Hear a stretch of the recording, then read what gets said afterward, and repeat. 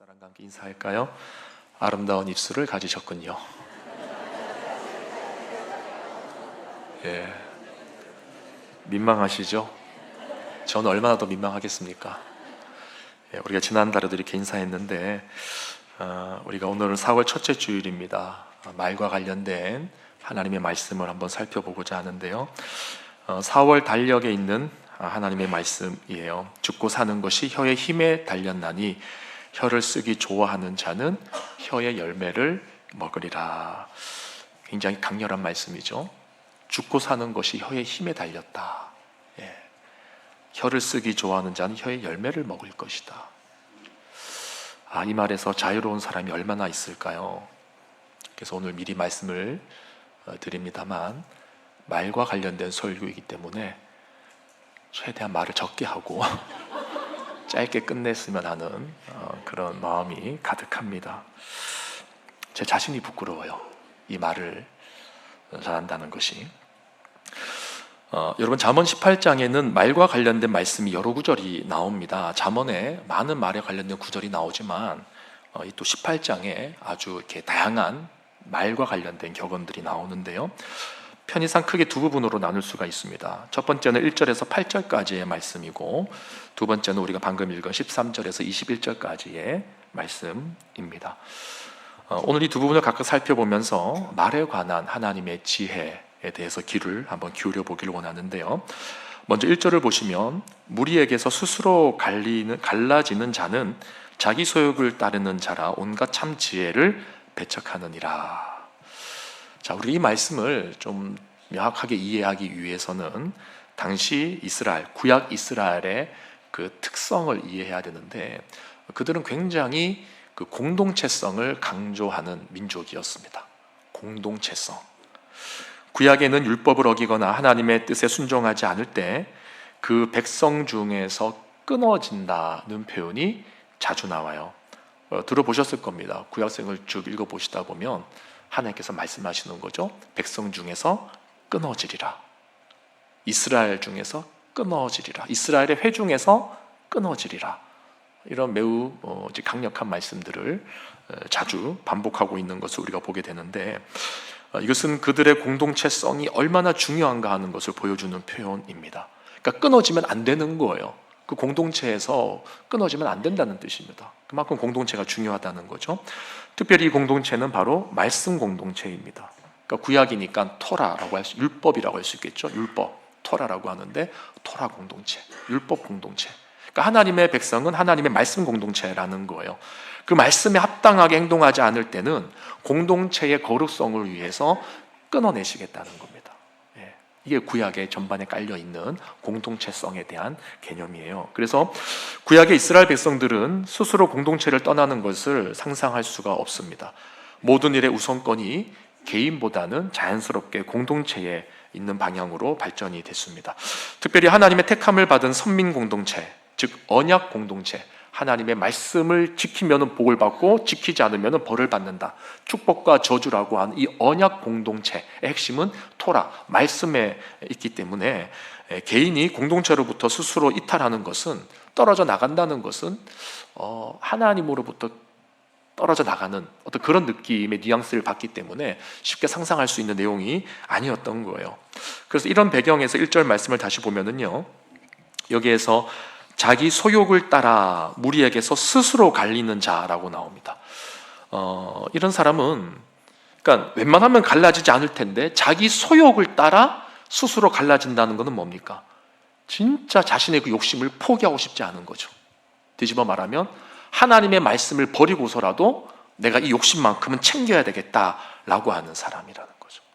넓게 확장해서 보면 자신의 욕심을 위해 공동체를 외면하는 사람이 되는 것입니다. 그래서 좀 더 깊게 들여다보면 하나님의 언약 공동체의 핵심이라고 할 수 있는 하나님의 말씀을 거부하는 자,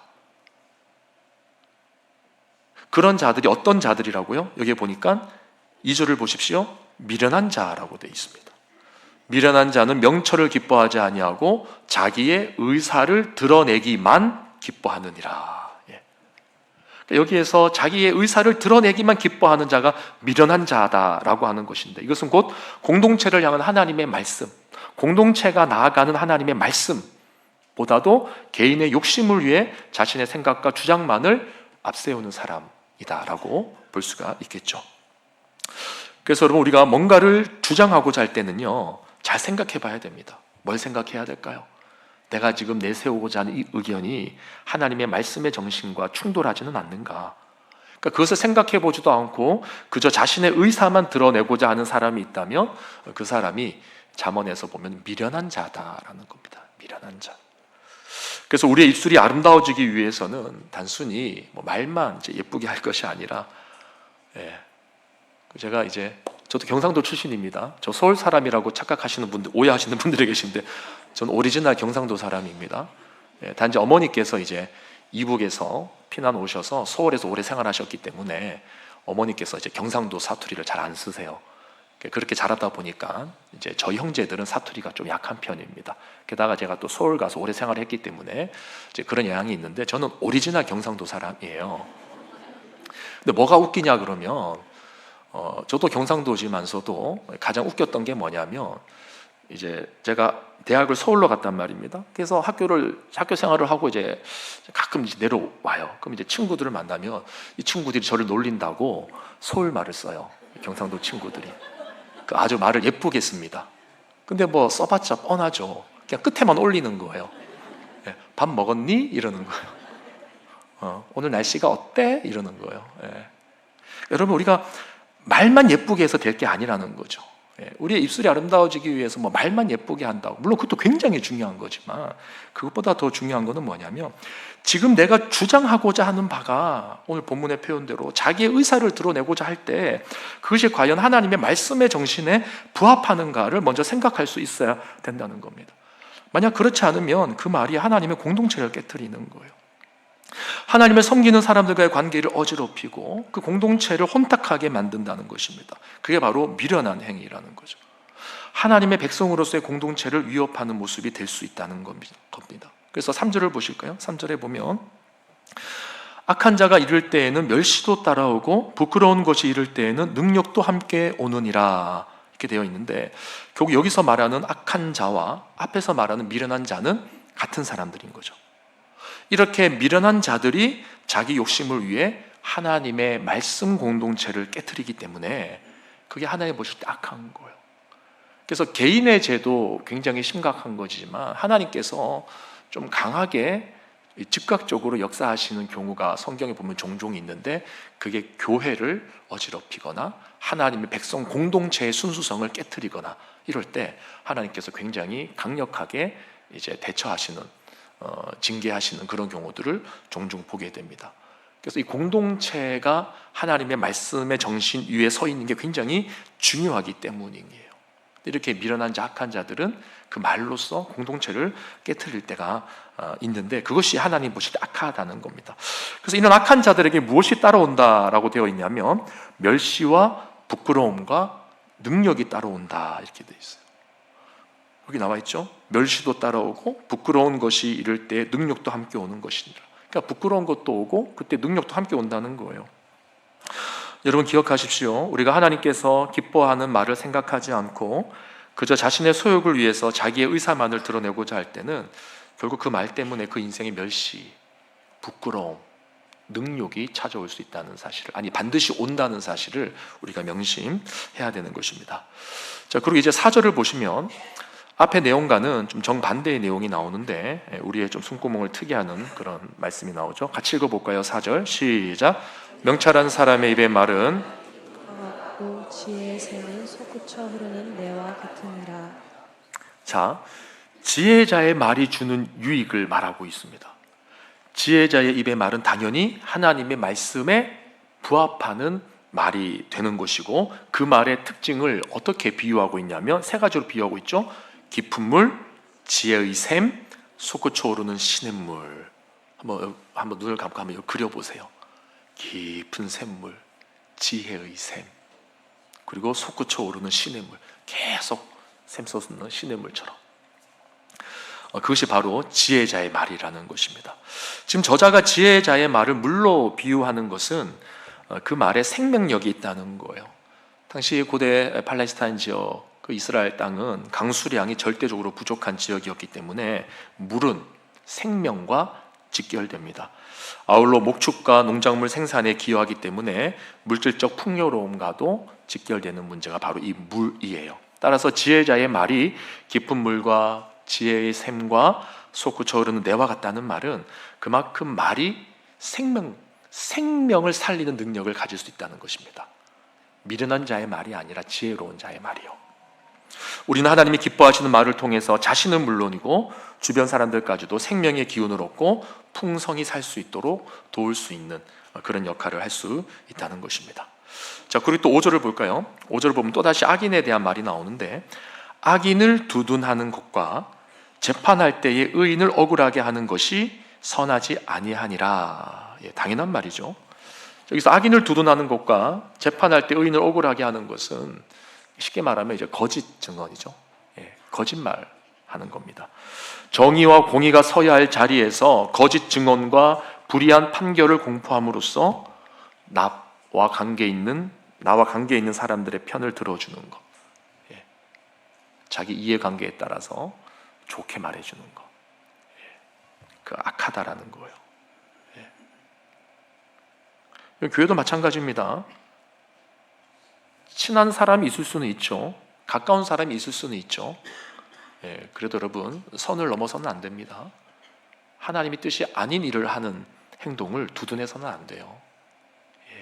물론 지혜롭게 잘 또 돌려서 말을 하는 또 그런 것도 우리에게 필요하겠지만, 어쨌거나 그런 거 막 두둔하고 해서는 안 됩니다. 자, 그래서 6절, 7절을 보시면은요, 미련한 자의 입술이 당할 해를 말합니다. 이렇게 거짓말을 하고 악한 일을 두둔하는 이런 미련한 자들이 어떤 해를 당하는가? 미련한 자의 입술은 다툼을 일으키고 그의 입은 매를 자청하느니라. 미련한 자의 입은 그의 멸망이 되고 그의 입술은 그의 영혼의 그물이 되느니라. 이렇게 말합니다. 여러분, 미련한 자의 입술은 항상 다툴 준비를 한다라고 되어 있어요. 그래서 우리 주변을 한번 돌아보십시오. 이렇게 대화만 하면은 뭔가 이렇게 마지막에 흥분으로 끝나는 그런 분들 안 계십니까? 그냥 대화를 했는데 이상하게 끝날 때 보면은 막 흥분해서 끝나는 그런 대화들이 종종 있어요. 경상도가 특히 이게 좀 심한 것 같습니다. 이게 잘 안 바뀌는 것 같아요. 사투리도 안 바뀌고 급한 것도 안 바뀌고 흥분하는 것도 잘 안 바뀌고. 갑자기 그 이야기가 떠오르네요.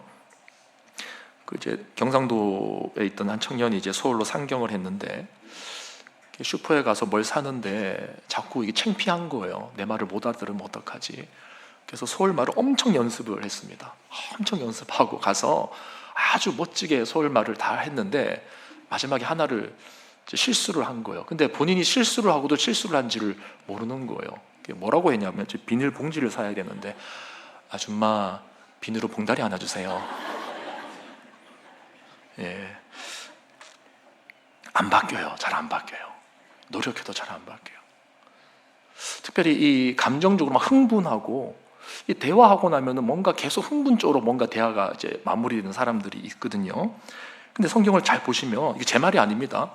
제가 1부 때도 동일한 말씀을 드렸는데 제가 웬만해서는 여러분 눈을 오늘 안 쳐다보려고 그래요. 왜냐하면 이게 지금 마지막으로 한번 쳐다볼게요. 이 말과 관련된 이 말씀에 안 걸리는 사람이 없습니다. 우리 중. 저도 마찬가지고. 여러분 괜히 또 이 말씀을 들으시면서 목사님이 나를 타켓으로 이 말씀을 하시는구나 오해하실까봐. 제가 웬만하면 지금 여러분 눈을 안 마주치려고. 제가 지금 고개를 돌리고 있는 거는 빈자리를 보고 있는 거예요. 지금 빈자리 이렇게. 그만큼 이게 참 부담이 되는 말씀인 거예요. 근데 이제 하나님의 말씀이니까 여러분 한번 잘 들어보시길 바래요.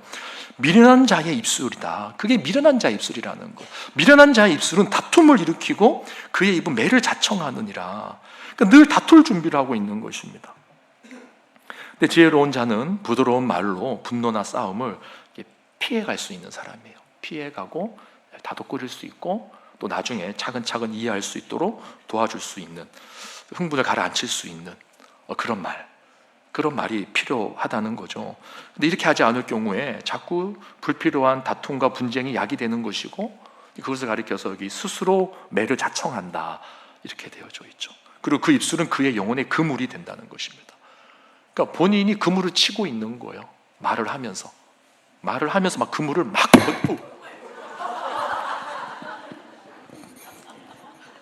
조심해야 돼요. 네. 흥분하면 안 됩니다. 참, 여러분 마음의 자유함을 누리세요. 목사님도 저런데 나는 어쩔 수 없지. 자유함을 좀 누리시고 말씀을 들으시길 바래요. 어쨌거나 이렇게 막 흥분하면서 자기 그물을 막 다 던지고 있는 거, 막 뿌리고 있는 거예요. 함정을 막 뿌리고 있는 거죠. 이렇게 함정 파고 있는 거예요. 근데 자기가 거기에 걸려든다는 겁니다. 그리고 이제 이 첫 번째 파트의 마지막 구절이 이제 8절 한번 보실까요? 8절 굉장히 유명한 말씀인데 같이 한번 읽어보겠습니다. 시작. 남의 말하기를 좋아하는 자의 말은 별식과 같아서 뱃속 깊은 데로 내려가느니라. 자, 너무 유명한 말씀이죠. 여기서 남의 말하기를 좋아한다는 것은 이제 고자질과 험담과 같이 이제 나쁜 소문을 퍼뜨리는 말을 의미하는 거죠. 여러분 예수 그리스도의 이름으로 정중하게 권면드립니다. 검증되지 않은 말을 함부로 퍼뜨리지 마십시오. 제가 1부 때 이 얘기를 했는데 너무 심각해져가지고 지금 좀 웃으면서 말씀을 드리려고요. 여러분 검증되지 않은 말, 비방하는 말, 험담하는 말 제발 퍼뜨리지 마십시오. 그런 도구가 되지 마십시오. 책임지지 못할 말은 삼가십시오. 또 설사 사실이라 할지라도 덕이 안 된다 생각되면 여기저기 흘리고 다니지 마십시오. 그 즐겨 하시는 분들이 간혹가다 계시는데 그러시면 안 됩니다, 여러분. 이것은 단순한 저 개인의 권면이 아니라 오늘 하나님의 말씀인 거예요. 지금 이 8절 말씀이 남의 말하기를 좋아하는 행동을 하라는 말입니까? 하지 말라는 말이에요? 하지 말라는 거잖아요. 이거 하나님 말씀이잖아요. 그렇죠? 하나님 말씀이잖아요. 여러분 이게 다양한 문제들을 만들어내는데 그 중에 어떤 문제가 하나가 발생되냐면 오늘 본문에 보니까 그런 자들의 말은 마치 별식과 같아서 뱃속 깊은 데로 내려간다는 거죠. 그러니까 나는 별 대수롭지 않게 말을 이렇게 막 전달했어요. 근데 듣는 사람은 그 말을 나처럼 별 대수롭지 않게 듣지 않는다는 겁니다. 나는 기억도 못해요. 그냥 그런가 보다 카더라 통신으로 던져놨는데 듣는 사람은 똑같이 그거를 카더라로 듣는 게 아니라 뭐라고 되어 있냐면 별식과 같아서 뱃속 깊은 데로 내려가느니라. 그러니까 완전히 그 말을 소화시켜버린다는 거예요. 너무 맛있게 먹었다는 거예요. 너무 맛있게 먹으니까 이제 이 말이 잊혀지지가 않는 겁니다. 아주 체질화가 돼버린 거예요. 그러니까 완전히 소화했기 때문에 이런 거예요. 완전히 소화했기 때문에 너무 드라마틱하게 또 새로운 소설 한 편을 써내가는 겁니다. 주변 사람들에게 그거를 막 전달해버리는 거죠. 여기서 아멘 하시면 안 됩니다, 여러분. 이제 그러한 위험이 있기 때문에 함부로 남의 말을 좋아하는 행동을 하시면 안 된다는 거예요. 여러분 우리가 하나님의 말씀을 맛있는 양식으로 삼아야 되는데 하나님 말씀보다도 남의 이야기를 별식으로 삼고 그거 먹는 맛으로 하루하루를 살아가면 그 되겠습니까? 근데 그 맛으로 살아가는 분들이 있다는 거예요. 제발 그런 별식은 만들지도 말고 받아 먹지도 마십시오. 하나님께서 다 듣고 계시는 거예요. 여러분 누군가가 한번 생각해 볼까요? 반대로 여러분에 관한 말을 별식으로 만들어서 다른 사람들에게 이렇게 막 대접한다고 생각해 보십시오. 이 사람한테도 대접하고 저 사람한테도 대접하고. 여러분 이게 저작권 위반 아닙니까? 이 저작권 위반 아니에요? 내 얘기예요, 내 얘기. 왜 내 얘기를 막 음식으로 만들어 다른 사람들에게 대접하냐 말이에요. 그래 놓고서 다른 사람들이 나에 대해서 말하는 것을 또 견디지를 못하죠. 이게 이제 우리 모두의 모습이라는 겁니다, 여러분. 제가 지금 카메라를 보고 말하고 있습니다. 여러분. 우리에게 분별력이 필요해요. 남들에게 신나게 전달한 별식이 내 주제를 벗어나는 일이라는 것을 알아야 됩니다. 또 내가 맛있다고 받아먹는 그 별식이 사실은 내 영혼에 치명적인 독이 된다는 것을 알아야 됩니다. 그런 별식은 피해야 되는 거예요. 오늘 이 8절 말씀 여러분 꼭 마음에 새기시면 좋겠습니다. 특별히 여러분 말씀을 묵상하고 나누는 자리에서 이런 일이 발생하지 않도록 주의하십시오. 오히려 우리는 이 4절에서 본 것과 같이 정말 깊은 물과 같고 지혜의 샘과 같으며 솟구쳐 흐르는 시내와 같은 그런 생명의 말들, 그런 생명의 말들이 내 입술을 통해서 나와야 되는 것 아닙니까? 그러한 은혜가 우리 모두에게 있기를 주님의 이름으로 간절히 축원합니다. 네. 자, 그리고 이제 두 번째 파트인 13절에서 21절까지의 말씀 한번 보겠는데요. 여기에서는 뭔가 좀 일관성 있게 말이 연결된다기보다는 이제 각각의 격언들로 좀 구성이 되어져 있는데요. 이제 13절, 15절, 17절, 20절, 21절 이제 말과 관련된 잠언입니다. 먼저 13절을 보시면 들음의 중요성에 대해서 말하고 있습니다. 13절 같이 읽어봅니다. 시작. 사연을 듣기 전에 대답하는 자는 미련하여 욕을 당하느니라. 그렇습니다. 미련한 자들의 특징이 뭐라고요? 잘 듣지 못하는 거예요. 듣지 않고 전후관계를 고려하지 않은 상태에서 쉽게 이제 말을 내뱉는 거죠. 같은 맥락에서 15절도 볼까요? 명철한 자의 마음은 지식을 얻고 지혜로운 자의 뭐라고 되어 있습니까? 귀는 지식을 구하느니라. 그러니까 잘 듣는다는 거죠. 말하는 것보다 듣는 것이 앞선다는 거예요. 여기서 지식은 단순히 세상의 지식을 구한다는 의미보다 겸손히 내 마음을 낮추고 배우고 싶어하는 자세를 가지고 있다는 거예요. 이 듣는 길을 가져야 되는 거죠. 그래서 이런 분들은 잘 듣습니다. 말하는 것보다 듣는 것이 우선인 걸 아는 거예요. 우리가 가끔 흥분하면 듣지 않고 하고 싶은 말을 감정적으로 먼저 쏟아내는 경우가 종종 있지 않습니까? 우리 모두 마찬가지죠. 그런데 그것이 오늘 본문의 표현대로라면 욕을 당하는 길이라는 거예요. 욕을 당하는 지름길이라는 거예요. 그래서 17절에서도 동일하게 이야기합니다. 송사에서는 먼저 온 사람의 말이 바른 것 같으나 그의 상대자가 와서 어떻게 한다고요? 밝히느니라. 여러분, 먼저 온 사람이 어떤 사건을 이야기하면 처음에는 그 말이 다 진실인 것처럼 들립니다. 그럴 수밖에 없죠. 그러나 진실을 가리기 위해서는 또 다른 당사자의 말까지도 다 들어봐야 되는 법이죠. 그러니까 듣지 않고 결정하는 것이 얼마나 위험한 일인가 하는 것을 교훈하고 있는 것입니다. 여러분, 듣는 것은 굉장히 중요합니다. 기본적으로 교회는 듣는 곳이에요. 하나님의 말씀을 듣는 곳이에요. 성경은 믿음이 들음으로 난다고 했습니다. 또 요한계시록에 보면 귀 있는 자는 성령이 교회들에게 하시는 말씀을 들으라고 했습니다. 그러니까 하나님의 음성에 귀를 기울이는 자들은 사람과의 대화에서도 저 사람의 저 말이 혹시 하나님이 지금 나에게 주신 어떤 메시지가 있지는 않을까? 성령이 나에게 하시는 음성이 아닐까? 이렇게 고민하고 또 경청할 수 있게 된다는 거죠. 그래서 자꾸 듣기를 원하는 겁니다. 잘 듣는 거예요. 자, 그리고 이제 마지막으로 20절, 21절을 보면은요. 20절 볼까요? 같이 읽어보겠습니다. 시작. 사람은 입에서 나오는 열매로 말미암아 배부르게 되나니 곧 그의 입술에서 나는 것으로 말미암아 만족하게 되느니라. 자, 얼핏 보면 이 말씀이 어떤 말씀인지 잘 이해가 되는 것 같은데 사실 이제 히브리어로 보면 이 구절을 해석하기가 좀 쉽지가 않습니다. 학자들에 따라서 한 세 가지 견해로 추려지는데요. 첫 번째 견해는 이런 겁니다.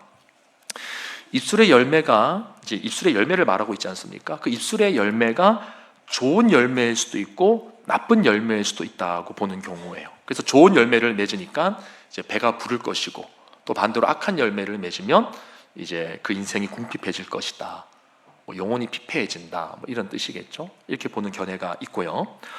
또 다른 견해로는 이제 열매로 말미암아 배가 부른다라고 했으니까 이제 부르는 거, 배가 부른다는 것은 이제 만족이 온다는 거거든요. 풍족하다는 거거든요. 긍정적인 의미로 해석을 합니다. 그래서 좋은 말을 통해서 배가 부른 듯한 만족감을 주는 말씀이다. 이렇게 해석하는 경우도 있어요. 그래서 어떤 한글 번역본에는 보니까 이 부분을 이렇게 번역을 했더라고요. 사람은 말 한마디 잘해서 만족을 얻는 일이 얼마든지 있다. 이렇게도 번역을 했습니다.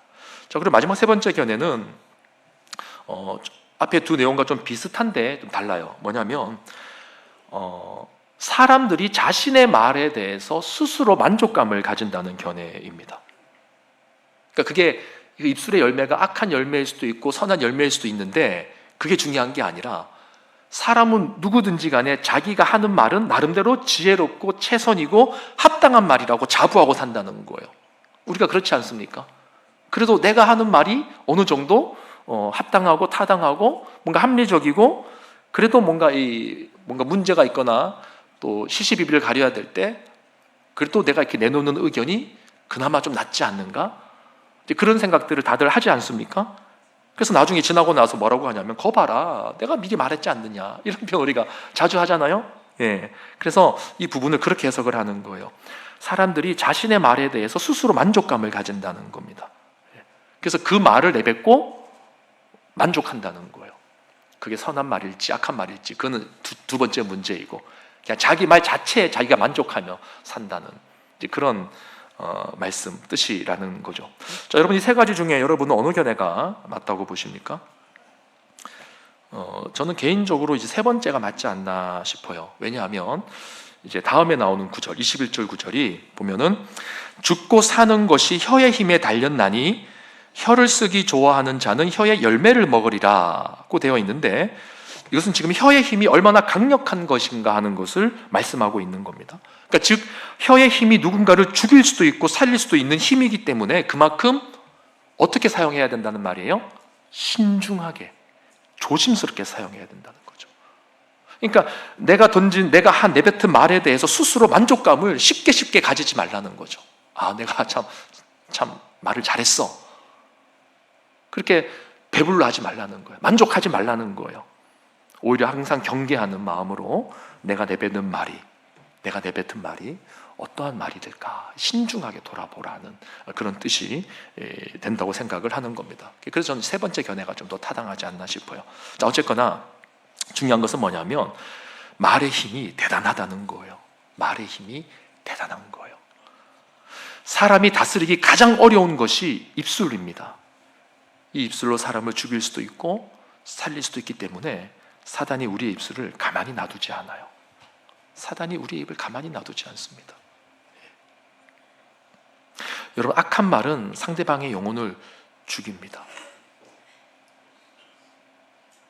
그러나 반대로 선한 말은 상대방의 마음속 깊이 들어가서 때로는 절망을 극복하기도 해주고 또 생명의 기운을 주기도 하고 또 우울감을 벗어나게도 해주고, 가장 중요한 거, 우리의 시선을 주님께로 돌이킬 수 있는 그런 생명의 말, 강력한 말이 우리 가운데 필요한 거죠. 여러분, 이 아침에 여러분께 도전하고 싶습니다. 여러분의 입술을 주님께 드리십시오. 우리가 주님께 헌신한다고 할 때 가장 먼저 헌신되어져야 될 것이 뭐냐? 우리의 입술이에요. 우리의 입술. 헌금을 많이 하고 충성봉사를 엄청 많이 하는 헌신자였는데 입으로 다 까먹는 분들 계시죠? 여러분, 지혜로운 자의 혀가 되게 해달라고 간구하십시오. 지혜로운 자의 말은 생명력이 있습니다. 그 말은 시원한 샘물 같아서 우리의 삶을 활기차게 만들고 정의를 세우고 모든 사람을 의롭게 할 수 있는 방향을 제시할 수 있는 그런 입술인 거예요. 그래서 감동을 주고 화해를 가져오고 마음을 풍요롭게 해주는, 그것이 예쁜 말이 아닐까요? 오늘 이 아침 우리가 기도할 때 주님, 듣지 못하는 입술, 다툼을 일으키는 입술, 험담을 전파하는 입술이 아니라 주님의 음성을 듣고 지혜로운 입술이 되어 하나님의 뜻을 분별하고 사람 살리는 입술 되게 하여 주시옵소서. 미련한 자가 만드는 별식과 같은 말을 분별하고 그 함정에 빠지지 않는 인생 되게 하여 주시옵소서. 내 입술이 주님 닮아, 예수님 닮아 주님의 영광을 위하여, 하나님의 영광을 위하여 영혼 살리는 일에 사용되어지는 입술 되게 하여 주시옵소서. 이 제목으로 함께 우리가 찬양하고 기도하면 좋겠습니다. 다 함께 자리에서 일어나겠습니다.